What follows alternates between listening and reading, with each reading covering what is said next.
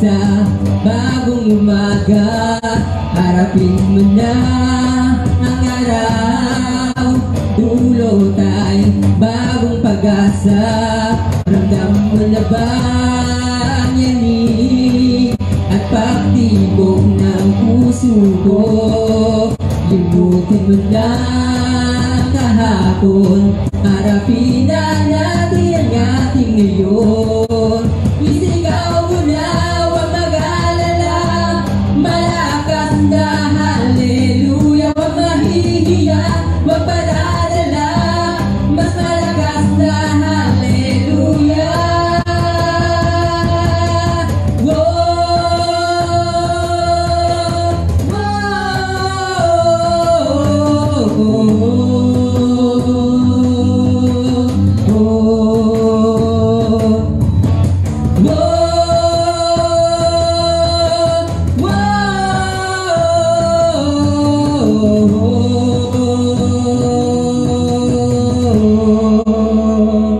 Handa ka na bang sumigaw, gumising sa bagong umaga?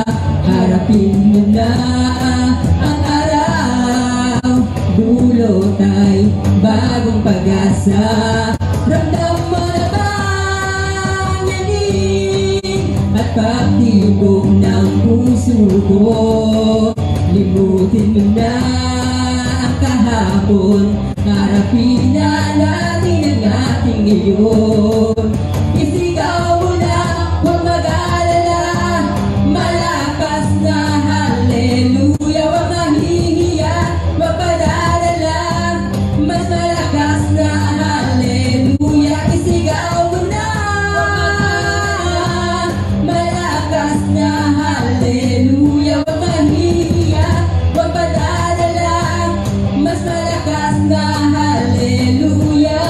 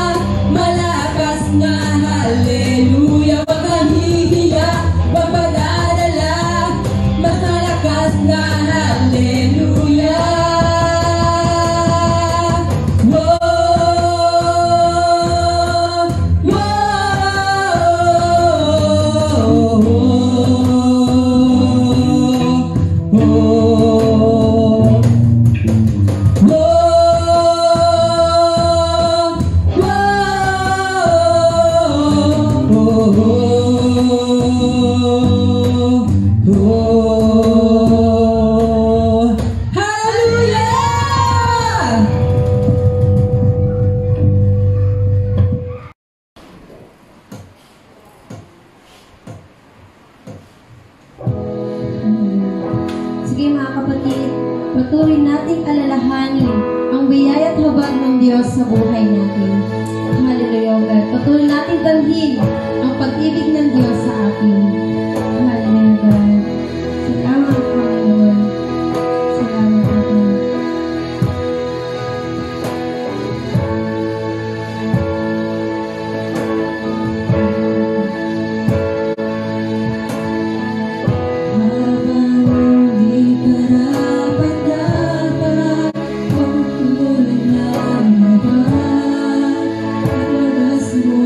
Pagsinta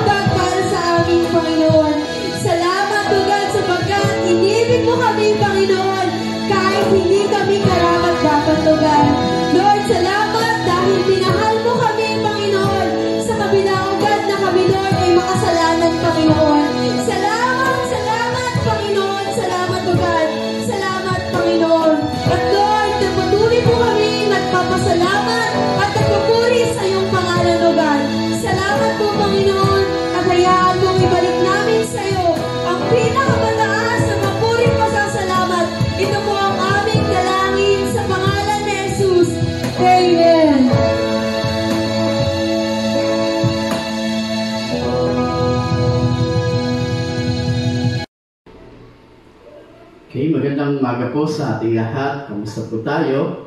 At isang linggo naman po nakalipas. And as Sunday, tunay nga na nakakatuwa po at nakakamangha ang Diyos. Dahil patuloy siya na gumagalaw sa buhay natin at patuloy na ang Diyos ay buhay nga.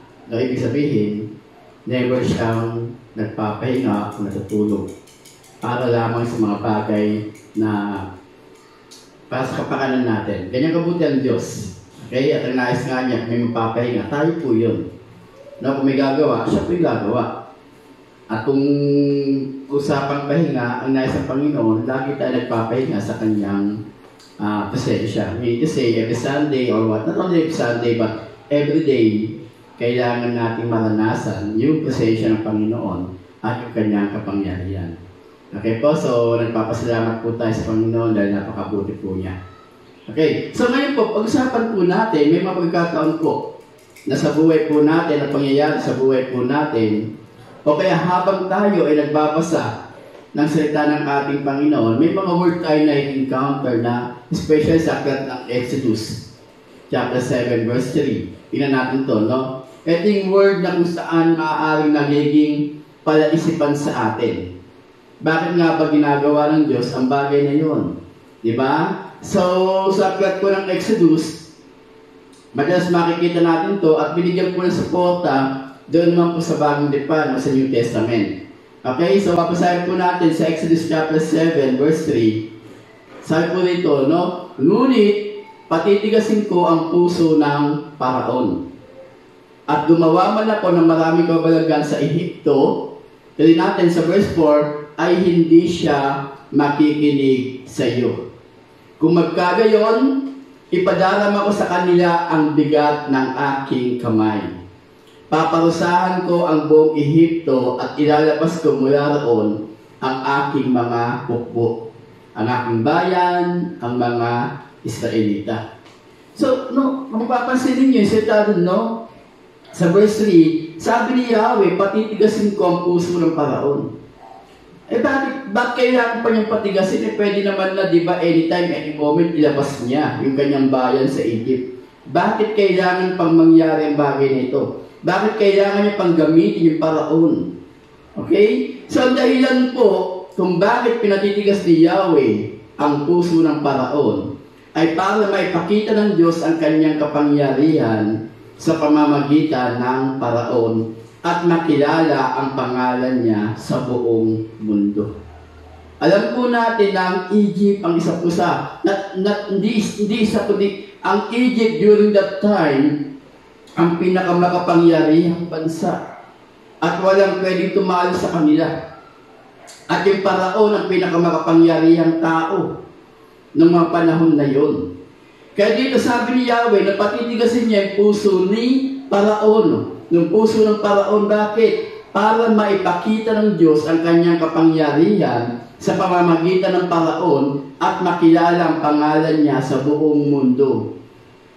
Kung ang Egypt ang pinakamakapangyarihang bansa, ang Paraon ang pinakamakapangyarihang tao, gagamitin ni Yahweh ang bansa at ang taong ito para maipakita naman sa buong mundo o upang makilala siya sa buong mundo na siya lamang ang Diyos na makapangyarihan. Wala nang iba.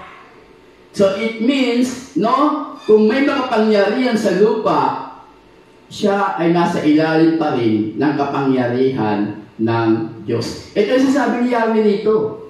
Kaya sabi niya, patitigasin niya yung puso ng Paraon. Simply because ang nais ng Panginoon para maipakita niya ang kanyang kapangyarihan sa pamamagitan ng bansang ito at sa pamamagitan ng taong ito. At sa ganon, makikilala ang pangalan niya sa buong mundo. Tingnan natin paano sinuportahan ito sa Bagong Tipan, sa aklat ng Roma, chapter 9, verse 17. Sapagkat ayon sa kasulatan, sinabi ng Diyos sa Paraon, pinayagan kitang mabuhay dahil dito, para maipakita ko ang kapangyarihan ko sa pamamagitan mo at makilala ang pangalan ko sa buong mundo. Ganun sinuportahan ng Bagong Tipan sa pamamagitan ni Pablo siya sumulat ng Roma. ang bagay na ito. Okay? Then verse 18, malinaw po, kaya nga kinaawaan ng Diyos ang ibig niyang kaawaan at pinatitigas niya ang ulo ng ibig niyang patigasin. Ano naman makikita natin dito? Ang Diyos pa rin ang may control ng lahat ng bagay. Siya ay makapangyarihan. No? Sabi niya ganoon, kinaawaan ng Diyos ang ibig niyang kaawaan at pinatitigas niya ang ulo ng ibig niyang patigasin. And then natin sa Hebrew chapter 3 verse 15, ito nga ang sinasabi sa kasulatan. Kapag narinig ninyo ngayon ang tinig ng Diyos, iyang inyong puso'y huwag patigasin, tulad noong kayo'y maghimagsik sa Diyos. May nakikita po ba yung conflict? Wala po actually. But this time, ang pinatutungkulan ng sumulat ng aklat ng Hebreo, ang tao na mismo ang siya nagpapatigas ng kanyang puso. Noon, sa lumang tipan, ang sinabi nito, malinaw sinabi ni Yahweh na patitigasin ko, iba ang puso ng Paraon. Bakit? Kasi may gustong patunayan ang Diyos nung panahon na yun. Gusto niya makilala siya ng buong mundo at makita ng mga tao ang kanyang kapangyarihan. Pero natapos na yun. Napatunayan na ng Diyos ang bagay na ito. Kaya nga, totoo lang po dito po sa aklat ng Hebreo chapter 3 verse 15. Malinaw. Ito nga ang sinasabi sa kasulatan. Kapag narinig ninyo ngayon ang tinig ng Diyos, iyang inyong puso'y huwag patigasin, tulad noong kayo'y maghimagsik sa Diyos. Bakit kailangan pa kasing pagpatigasin ng tao ang kanyang puso? Gayong napatunayan naman ng Diyos ang kanyang kapangyarihan. Nung time na inilabas niya ang mga Israelita sa bansang Ehipsyo. Hindi lang dun. Kung babalikan natin Genesis, kung paano niya ginunaw ang mundo sa pamamagitan ng tubig baha. Di ba? Kapangyarihan ng Diyos. Makikita natin dito. At doon pa lang mapapatunayan natin na ang Diyos ay totoo, na ang Diyos ay makapangyarihan. And yet, sa aklat ng Hebreo, chapter 3, verse 15, binanggit dito.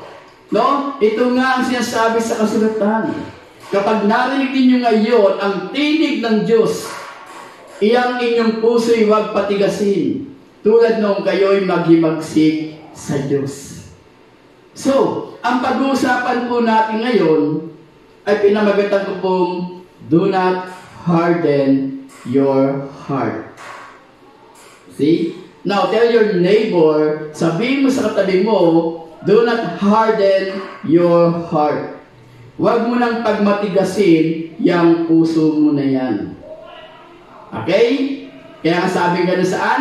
Sa aklat ng Hebreo, chapter 3, verse 15, kapag narinig ninyo ngayon ang tinig ng Diyos, iyang inyong puso'y huwag patigasin, tulad noong kayo'y maghimagsik sa Diyos.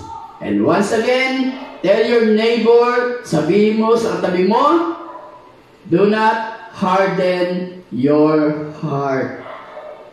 Okay? So, huwag mo nang pagmatigasin yung puso mo na yan. Ano ibig sabihin na ito? When God asks you to do something, obey Him. Okay? Do not harden your heart. Okay, now tell your neighbor. Sabi mo sa tabi mo, pag may pinapagawa ang Diyos sa iyo, sige po sabi mo, pag may pinapagawa ang Diyos sa iyo, sumunod ka, huwag mo nang pagmatigasin ang puso mo. Okay? So when God asks you to do something, obey Him. Do not harden your heart. Then another one. When God asks you to repent, tell your neighbor, when God asks you to repent, obey Him. Do not harden your heart. Diba? Okay, so ulitin natin. Sabihin mo sa katabi mo, kapag sinabi sa iyo ng Diyos na ikaw ay magsisi, sumunod ka. Huwag mo nang pagmatigasin ang iyong puso. Okay, so now pinag-usapan natin about repentance. Diba? So, sabi nga natin, when God asks you to repent, obey Him. Do not harden your heart. Sabi natin, ang kasalanan ang siyang mahadlang sa atin.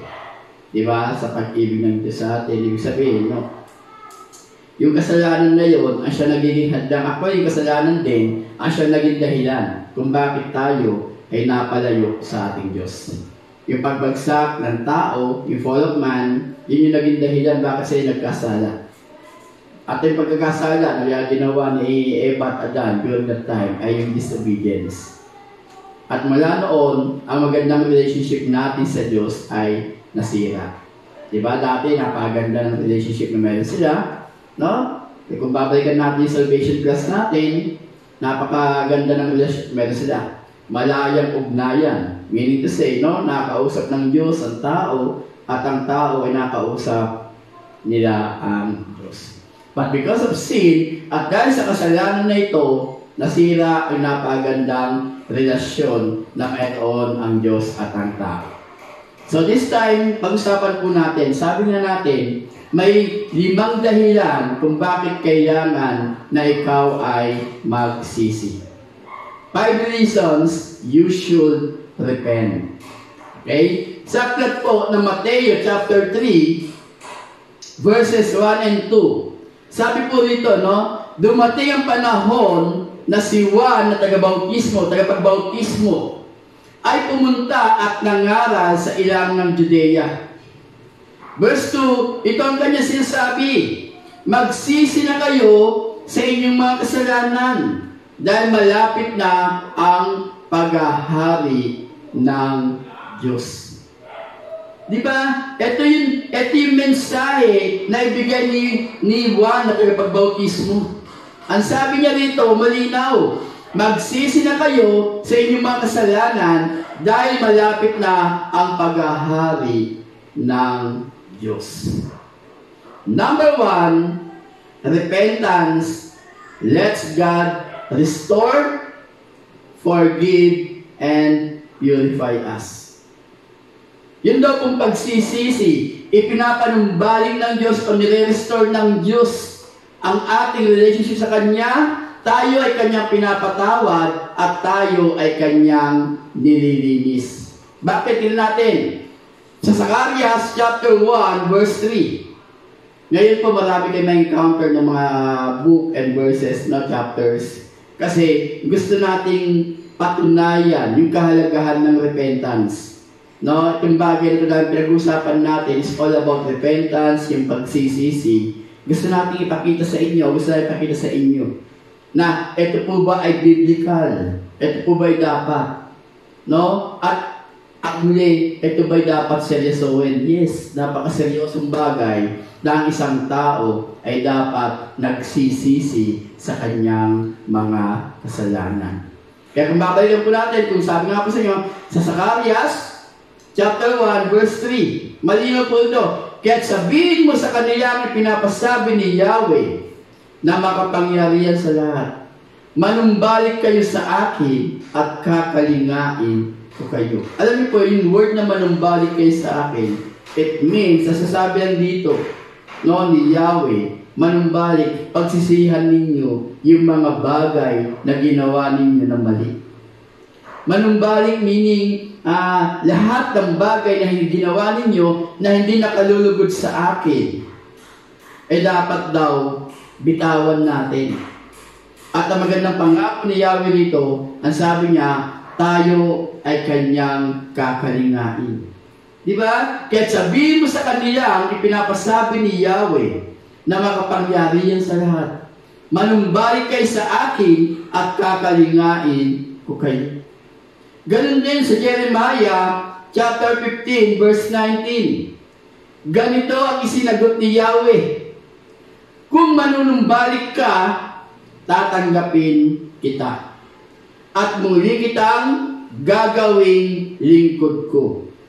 Kung magsasalita ka ng mga bagay na may kabuluhan, at hindi ng walang kabuluhan, muli kitang gagawing propeta.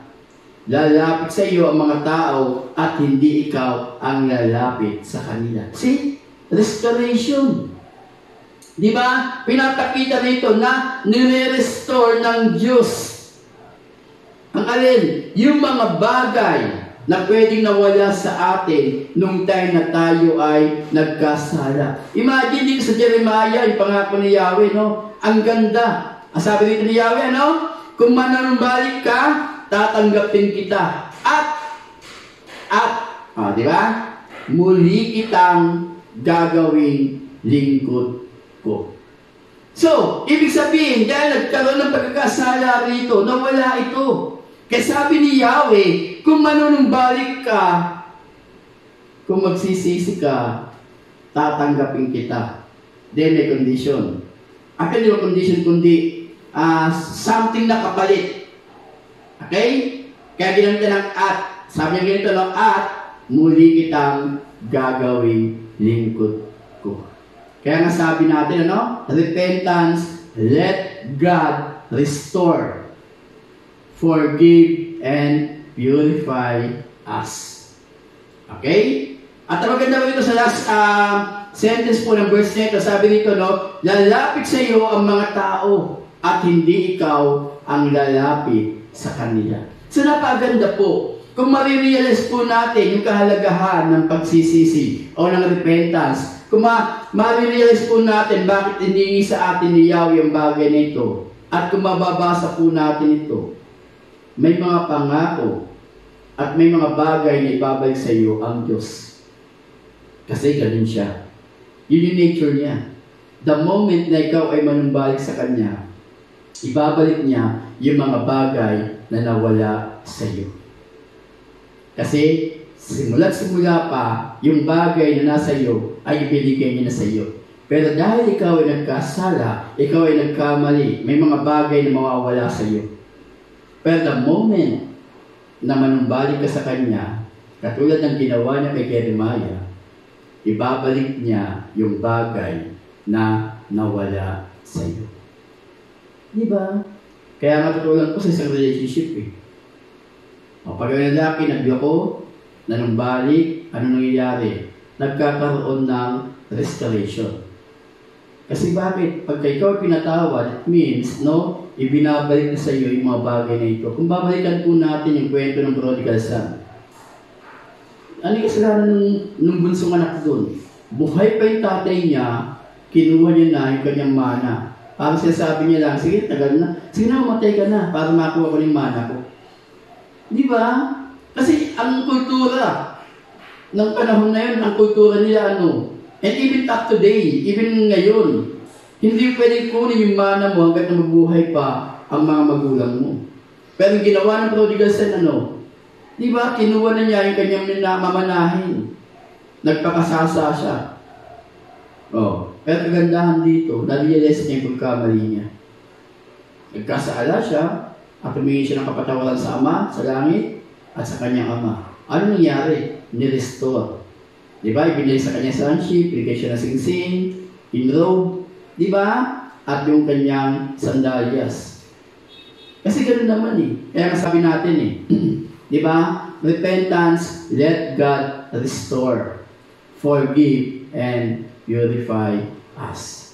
Kaya nga sa 1 John chapter 1 verse 9, malinaw po ito. Subalit kung ipinapahayag natin sa Diyos ang ating mga kasalanan, maasahan nating patatawarin tayo ng Diyos sa mga ito. At nilinisin tayo sa lahat ng ating kasalanan sapagkat siya'y tapat at matuwid. Nilinisin kaya purify us. Diba? Ano sabi natin? Repentance, let God restore, forgive, and purify us. At malinaw po ito sinabi niya sa unang 1, chapter 1, verse 9. Subalit, kung ipinapahayag natin sa Diyos ang ating mga kasalanan, maasahan natin, ano? Patatawarin tayo ng Diyos sa mga ito. So, forgive. Kanina, diniscuss natin sa Zechariah at sa Jeremiah, ni-restore, ibinalik. Kaya nga, let God restore. Then sa 1 John 1:9, maasahan nating patatawarin tayo ng Diyos. So, God will forgive us. At ang sanya ito, lilinisin tayo sa lahat ng ating mga kasalanan. Why? Sapagkat siya'y tapat at matuwid. Eh di pangako ng Diyos sa atin. Kaya kapag ikaw ay nagsisi sa iyong mga kasalanan, number 1, sabi natin, repentance, let God restore. Ibinabalik niya yung mga bagay na nawala sa atin. Di ba? Forgive and purify us. Pinapatawad niya tayo sa ating mga kasalanan at lilinisin tayo. Because the nature of God, He is just and faithful. Siya ay tapat, siya ay matuwid. Kaya maasahan natin na yung bagay na ito bibigay sa atin ng Diyos. Then number 2, sabi natin, repentance help us to be humble. Okay? Number 2, repentance helps us to be humble. Yun daw kung pagsisisi, tinutulungan tayo upang tayo ay maging mapagpakumbaba. See? Totoo naman eh. Alam mo actually, na pinakamahirap sa lahat, yung pagsisihan mo, yung bagay na nagawa mo.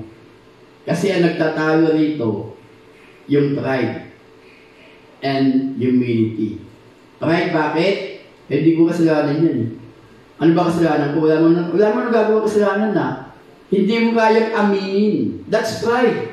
Diba? Hindi mo kayang tanggapin yung bagay na yun. Kaya ang gagawin mo, i-justify mo lahat ng bagay na ginawa mo. Bagamat marami na nakakaalam, marami ng witness, pero dahil ikaw yung tao na punong-puno ng pride, punong-puno ng kayabangan, at wala kang pagtanggap, it means hindi ka humble.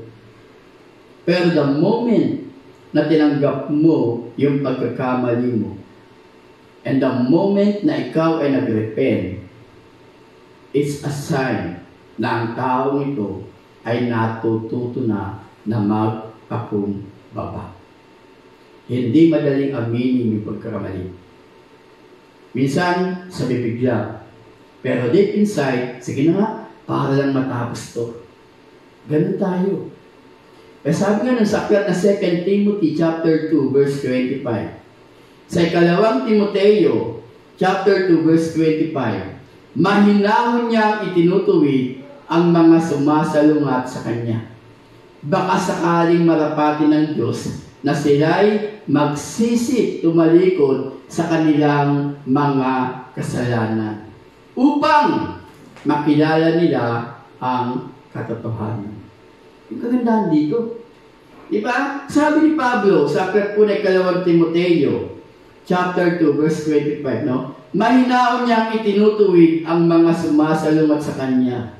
Meaning to say, no?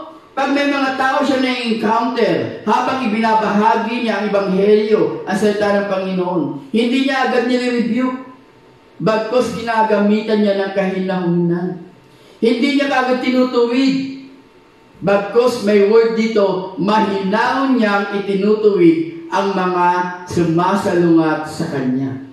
Baka sakaling marapati ng Diyos na sila'y magsisi, tumalikod sa kanilang mga kasalanan upang makilala nila ang katotohanan. Verse 26, sa gayon, maliliwanagan ang kanilang isip at makakawala sila sa bitag ng diablo na bumihag at tumalipin sa kanila. Totoo naman po eh. Diba? Kaya nga sa pagpapaliwanag, sa pagtutuwid, hindi kailangan na ikaw yung matapang. Hindi kailangan na ikaw yung malakas ang boses. Hindi kailangan na mataas kagad yung boses mo. No? Even ikaw na ginagamit ng Panginoon, gamitan mo ito ng kahinahunan. Kaya sabi niya, mahinahon niyang itinutuwid eh. Baka sakali. Di ba may word dito, baka sakali. Marapati ng Diyos na sila'y magsisi, tumalikod sa kanilang mga kasalanan. Meaning to say, matuto silang tanggapin yung kanilang pagkakamali. At ang pagtanggap sa pagkakamali, sabi nga natin, ay pagpapakita ng kababaang loob o yung pagpapakumbaba.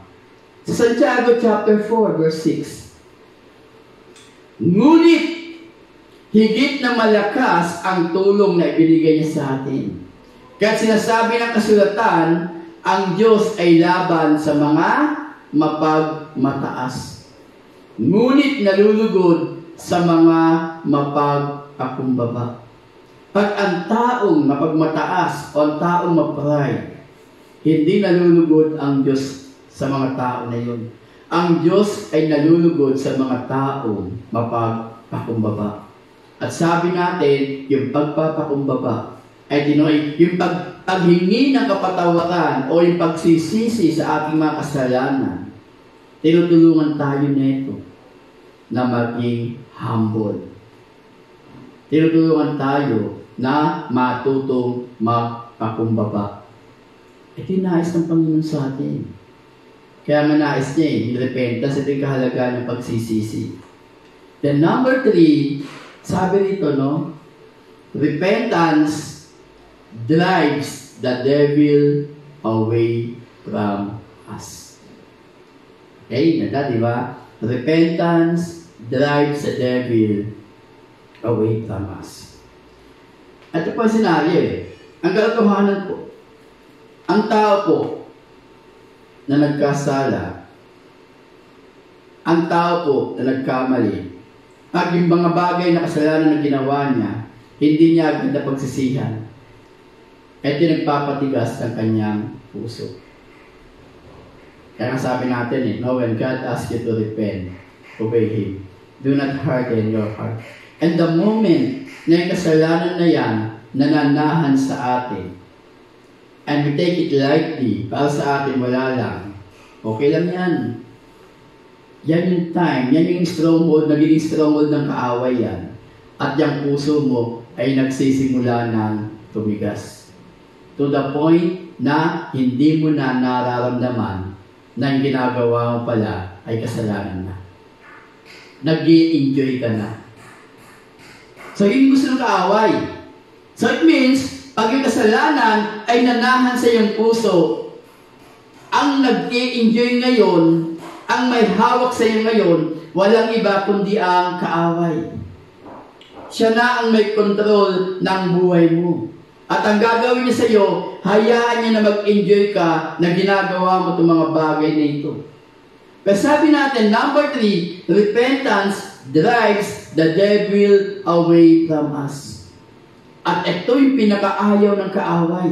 Yung suddenly matauhan ka.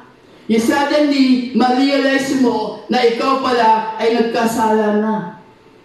At syempre pag ikaw na-realize mo na ikaw ay nagkasala, bilang anak ng Diyos o bilang isang Kristiyano, bilang mananampalataya, first things na papasok sa iyong isipan dahil ikaw ay natauhan, magsisi, i-confess.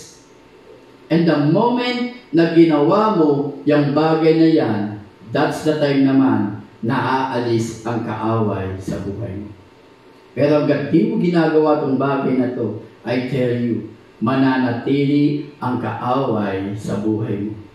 At siya ang magkokontrol ngayon sa buhay mo. Ikaw lang ba, Pastor, pagka nandito na Panginoon, yung banal na spirito, siya na yun may control sa akin. Yes. Totoo yun. Kaya lang, pinapasok mo yung kasalanan mo. And the moment na pinapasok mo yung kasalanan, that's the time na nagsisimula ng tumitigas ang iyong puso. Kaya nga pagka may nag-a-advise na sa iyo, may nagka-counsel sa iyo, sometimes binabaliwala mo na ito kasi matigas na yung puso mo. Hindi mo na naiintindihan yung bawat sinasabi sa ng tao. Hindi mo na naiintindihan yung pinapaunawa sa iyo ng tao. Kaya nangyayari. Kaya nga sa aklat ng Santiago chapter 4, verse 7 to 8. Malinaw po rito. Sabi niya gano'n, kaya nga, pasakop kayo sa kapangyarihan ng Diyos. Di ba? Labanan ninyo ang dyablo at lalayuan kayo nito. Submit yourself. to the Lord. Diba? Sabi niya gano'n, resist the devil and the devil will flee from you. May kondisyon. Hindi mo pwedeng i-review ka agad yung si Satan sa buhay mo. Hindi mo pwedeng palayasin.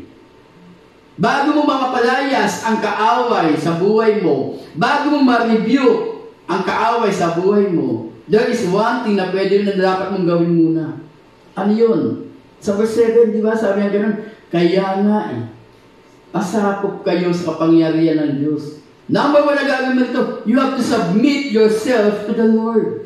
Yan muna yung unang-una. Meaning to say, pag sinabing submit yourself to the Lord, yung mga kasalanan na mayroon ka, dapat yan mawala muna. Dahil hindi mo may papasakop ang iyong sarili sa ating Diyos, sa kapangyarihan ng Diyos, kung ang buhay mo, ang puso mo ay punong-puno ng basura. At isasabi rito, kaya nga sabi rito, pasakop kayo sa kapangyarihan ng Diyos. And the moment na pinagsisiyan mo na yung kasalanan mo, sabi rito, resist the devil and the devil will flee from you. The moment na pinagsisiyan mo na yung kasalanan mo, natanggap mo yung kapatawaran ng Panginoon. Labanan ninyo ang diablo at lalayuan kayo nito. Pero kung walang repentance, walang confession na nangyayari, yung puso mo ay mananatiling matigas. Kahit na anong gawin mo sa kaaway, kahit sa diablo, kahit palayasin mo ng ilang beses yan, nandyan pa rin yan. Because hindi mo naipapasakop o hindi mo maipapasakop ang iyong sarili sa kapangyarihan ng Diyos unless and otherwise you confess and repent. Ito sasabi sa Santiago chapter 4, verse 7. Kasabi nga ganun, submit yourselves to the Lord. Resist the devil, and the devil will flee from you. Verse 8, lumapit kayo sa Diyos at lalapit siya sa inyo. Linisin ninyo ang inyong mga kamay, kayong mga makasalanan. Linisin ninyo ang inyong puso, kayong pabago-bago ang isip. And dyan pa lamang aalis ang kaaway sa buhay. Kaya sabi natin sa number 3, repentance drives the devil away from us. Kaya the moment na ikaw ay nagsisi, the moment na kinonfess mo, ipinahayag ng iyong mga labi ang iyong mga kasalanan at pinagsisiyan mo ito, that's the time na sinasabi mo, devil, time is over. Wala ka ng kapangyarihan sa buhay ko. Diba? Kaya nga sa verse 7 na Santiago chapter 4. Ulitin ko, no? Kaya nga, pasakop kayo sa kapangyarihan ng Diyos. Meaning to say, no? You need to submit again. You need to submit yourself to the Lord. Lahat ng basura dyan sa puso mo, kailangan mawala. Kailangan pagsisiyan mo lahat ng kasalanan na mayroon ka. And I will tell you, galit na galit si Satan, pero wala siyang magagawa. Dahil ikaw ngayon ay nasa covering ng ating Diyos. At ang banal na Espiritu ngayon ay buhay na buhay. At siya ang may control ng buhay mo ngayon. And every time nakakatok si Satan sa buhay mo, hindi na mapapasok si Satan. Because yung authority ay nasa iyo. Ibinigay na ng Diyos yung authority sa iyo. Okay, sa John chapter 8 verse 44. Now, sabi nito malinaw, no? Ang diablo ang inyong ama. Okay? Ang diablo ang inyong ama at ang kagustuhan niya ang ibig ninyong gawin. Noon pa man ay mamamatay tao na siya. Hindi siya kumanig sa katotohanan kailanman sapagkat walang puwang sa kanya ang katotohanan. Totoo naman. Bakit? Likas sa kanya ang magsinungaling sapagkat siya ay talagang sinungaling. At siya ang ama ng kasinungalingan. See? Diba?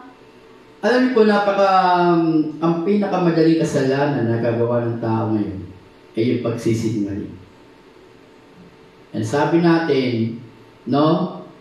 Si Satan daw, likas sa kanya ang magsinungaling. Kaya pagka ikaw ay nahook na sa ganitong kaparaanan, no, simpleng bagay lang, hindi masabi yung totoo, ang dami mong alibay, no, tatanungin ka pa lang, nag-iisip ka ng iya-alibay mo, meaning to say alibay equals to pagsisinungaling. At pag ito'y naglilikas na sa iyo, malinaw po, no, ang ama mo ay walang iba kundi si Satan. Bakit? Sabi dito sa John 8:4, kung babalikan natin, likas sa kanya ang magsinungaling. Parang nature na, ni Satan yung magsinungaling. Kaya nga i-deceive ka niya, dadayain ka niya. Lahat na sasabihin niya sa iyo ay ano? Pawang kasinungalingan. Walang katotohanan sa kanya. Dahil ang katotohanan dito, walang iba kundi ang Panginoon. Ang katotohanan ay ang Diyos. Diba? Ang kasinungalingan ay si Satan. Kaya ang sabi dito, likas sa kanya ang magsinungaling sapagkat siya ay talagang sinungaling. At siya ang ama ng kasinungalingan. Kaya pagka ikaw ay likas na sa iyo yung magsinungaling, then I will equate you that your father is no longer than yung ama ng kasinungalingan. At walang iba dito kundi ang ating kaaway. Diba? Si Satan na ang siyang ama mo. Okay? Pinapakita dito. Sa 1 John chapter 3 verse 8, malinaw po, no? Ang nagpapatuloy sa pagkakasala ay kampo ng diablo. Sapagkat sa simula ay gumagawa na ng kasalanan ang diablo. Kahit naparito ang anak ng Diyos upang wasakin ang mga gawa ng diablo. Hindi malinaw. Diba? So, paano natin wawasakin to? Paano natin mapapaalis? Paano natin mariredeem ang gawa ng kaaway sa buhay natin? Yun yung sinasabi dito ni Santiago sa chapter 4, verse 7. Diba? Ang sabi niya lang, submit yourselves to the Lord. Ito yung unang-unang gagawin. Meaning to say, pagsisihan. I-confess mo yung mga kasalanan mo. Then, resist the devil and the devil will flee from you. Because once upon a time, tayong lahat, kung tayo ay nagpapatuloy pa sa pagkakasala, tayo ay kampo ng diablo. Yan yung malinaw. Sa aklat ng unang 1, chapter 3, verse 8. Sapagkat sa simula pa ay gumagawa na ng kasalanan ang diablo. Kaya't naparito ang anak ng Diyos upang wasakin ang mga gawa ng diablo. Kaya pagka ikaw ay nag-i-enjoy sa kasalanan na mayroon ka, then I will tell you the truth. Ang iyong ama walang iba kundi Satan. Ikaw ay kampo ng diablo sapagkat ikaw ay nagpapatuloy sa pagkakasala. That's why when God asks you to repent, obey Him. Dahil God knows kung ano yung mas makabubuti sa atin. Because it is God who created us. Alam ng Diyos kung ano yung mangyayari sa atin sa araw ng bukas. Kaya the moment that God asks you to repent, obey Him. Do not harden your heart. Huwag mo nang pagmatigasin ang puso mo. Because the truth, ang katotohanan ngayon dito, na sinasabi sa aklat ng unang 1, chapter 3, verse 8, ang nagpapatuloy sa pagkakasala ay kampo ng diablo. Sapagkat sa simula pa ay gumagawa na ng kasalanan ng diablo. Kapag ikaw ay nahook, meaning to say, ikaw ay nakuha ni Satan. At hinayaan mo si Satan na magkontrol ng buhay mo, wala kang ibang gagawin ngayon kundi puro kasalanan. At ang gagawin sa inyong kaaway, magsisinungaling siya sa iyo, tama yan, okay lang yan, i-deceive ka niya. Pero dahil ikaw ay nahook na ni Satan, paniniwalaan mo ngayon si Satan. At lahat ng gagawin mo ngayon, kala mo maganda, kala mo okay lang. But God is a very good God. Diba? Kaya nga, the moment God asks you to repent, obey Him. Do not harden your heart. Okay? Then number 4, repentance frees us from the torment of sin.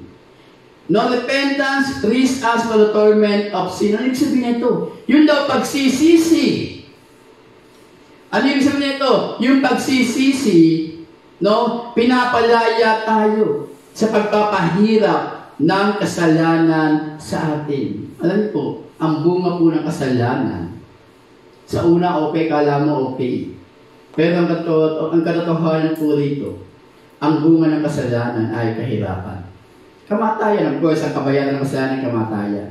Pero alam po ba, pagka ikaw ay nanatili sa kasalanan, no, unti-unti mararanasan mo yung buhay mo parang napakagulo. Unti-unti mararanasan mo parang ang gulo-gulo ng buhay mo, ang hirap-hirap ng buhay mo. Ang pinagkatohanan po dito, no, nagkakaramdam ka ng sakit, no, may mga sickness, no, ang katotohanan po dito, yung mga bagay na dinaranas mo, kaya may mga suffering ka nararanasan, may mga paghihirap ka nararanasan, because of sin. Ito ay bunga ng kasalanan.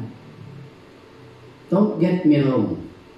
Sa Bible po, no, usually lagi sasabi contextual. Titingnan po natin konteksto. Si Job, bakit dumanas ng paghihirap? Bakit dumanas ng gano'n? Kung babasahin po natin, we cannot equate yung kasalanan. Because si Job, sinabi nga rito, di ba, blameless eh. Righteous man. So walang kasalanan involved doon.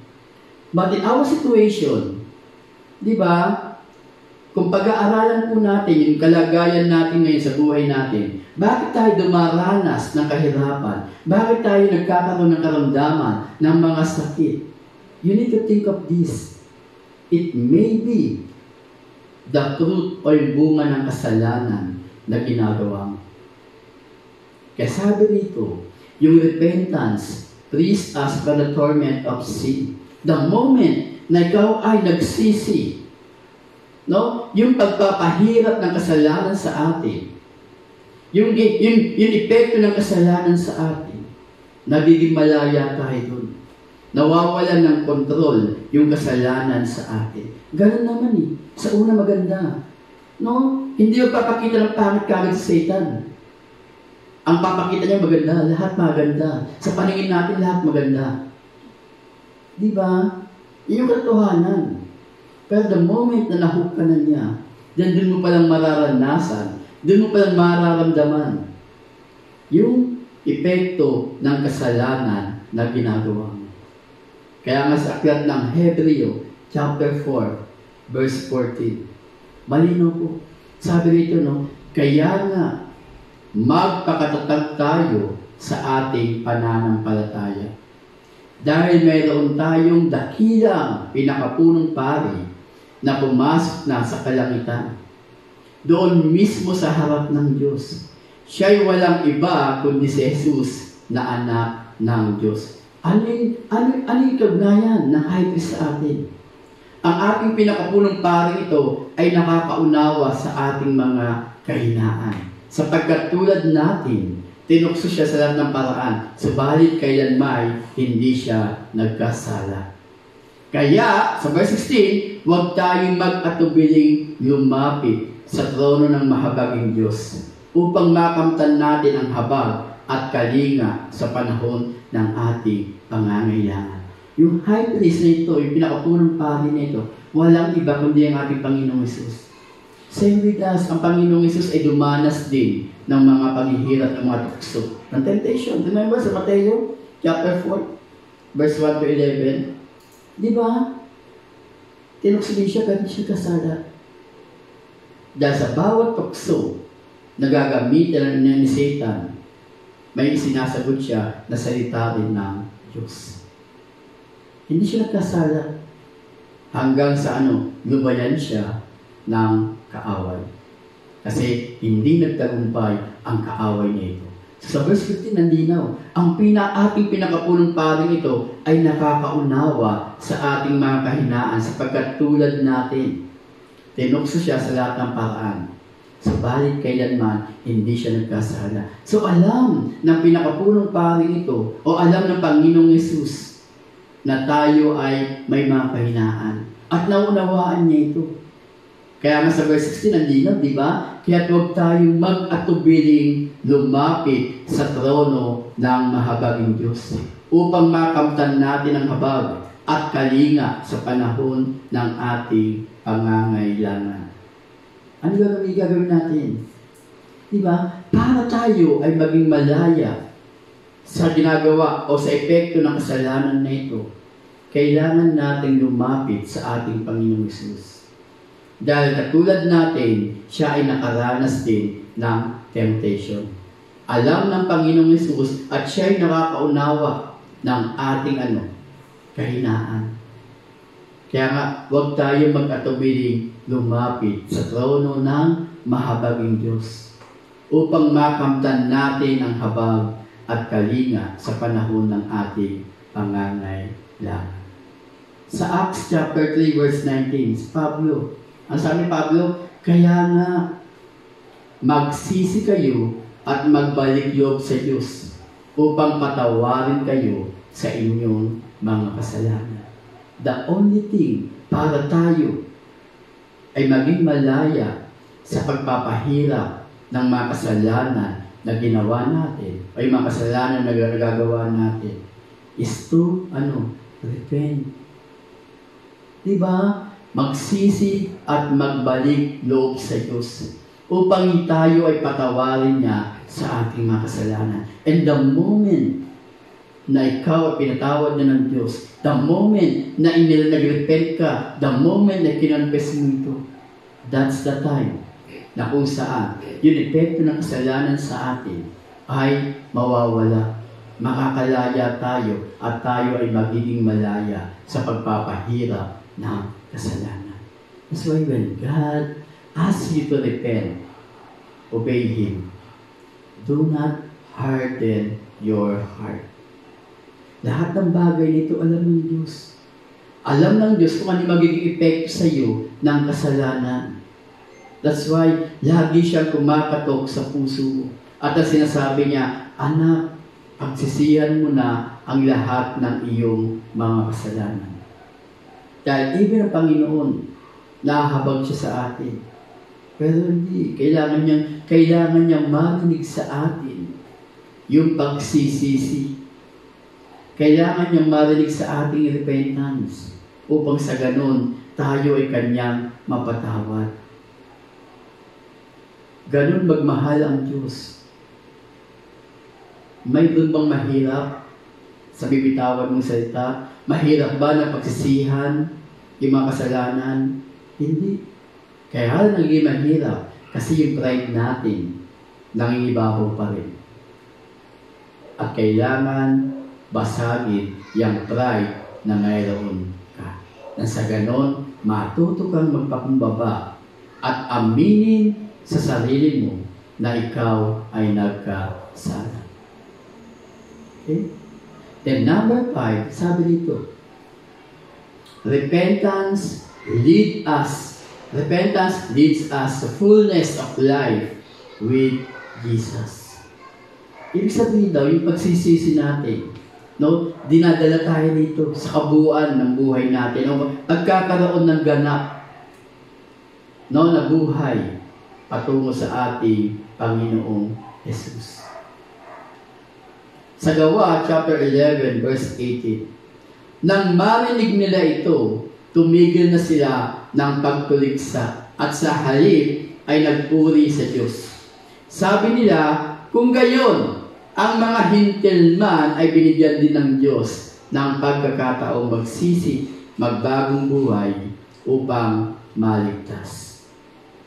Ito yung kabutihan ng Diyos. No?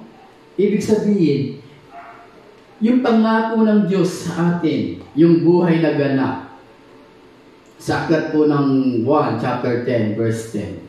Sabi rito, di ba? Dumarating ang magnanakaw para lamang magnakaw, pumatay at manira. Yan po yung main word. No? Yan po yung gawain ni Satan.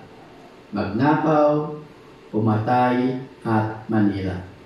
Kasi dito, naparito ko upang ang mga tupa ay magkaroon ng buhay, ng isang buhay na masagana at ganap. Talagang po napakasarap mabuhay na kasama ang Panginoong Jesus.